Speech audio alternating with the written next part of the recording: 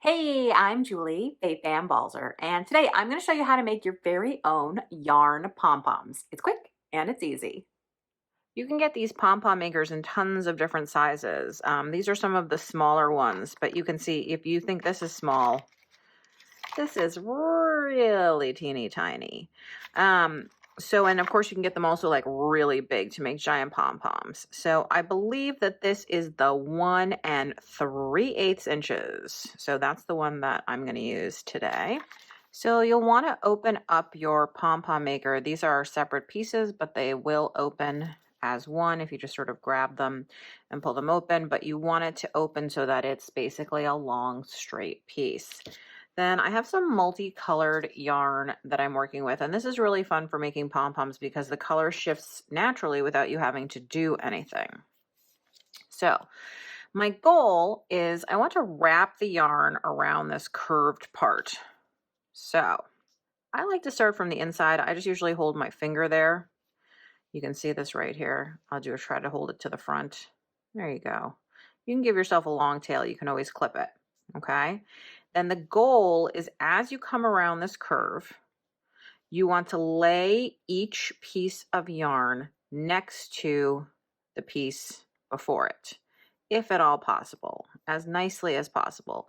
And I like to wrap around a couple times, so I don't mind if there are a few gaps. But if you're really good, I suppose you would only have to go over once. I am not really good, but I do enjoy it. But one of the things I like about these pom-pom makers is even though I am not very good and not very experienced, I get great looking pom-poms every single time, which is kind of awesome. So I'm going to keep wrapping up here, and then I like to go back again across here. Got a tangle in my yarn.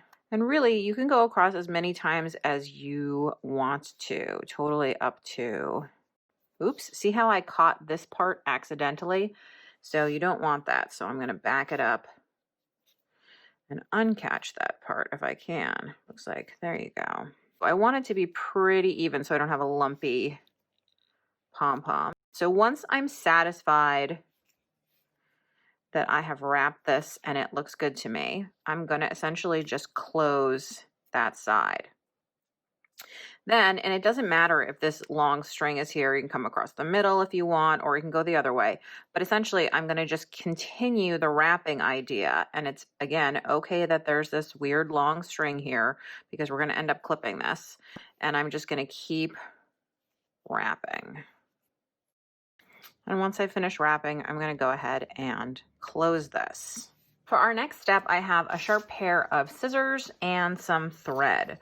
So the first thing I'm going to do is I'm going to clip off my excess yarn, and then I'm going to slice in the channel right here.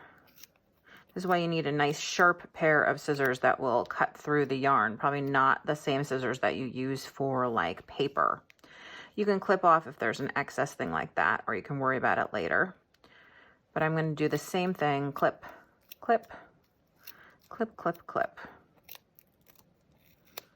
Okay. Then what I use the thread for, you could also use a piece of yarn, is in this channel that exists right here. I'm going to take the piece of thread and I'm going to knot it. I like to do at least one double knot to make sure, and then sometimes I'll go back through the channel and again do another double knot. This is essentially what keeps the pom-pom together. So you want to make sure that you definitely have tied it, because otherwise when you open this up, it'll just be a bunch of little pieces of yarn, and that would be a travesty. Okay, so I've done that. Now I'm ready to, you can release these parts, or you can just simply pull apart the two halves. Okay, and now my little pom-pom needs some fluffing and some trimming, needs a haircut. So I can go ahead and trim off the excess threads. I can also shape it a little bit if I want it, you know, a little more styled. Pom-pom styling, a new job.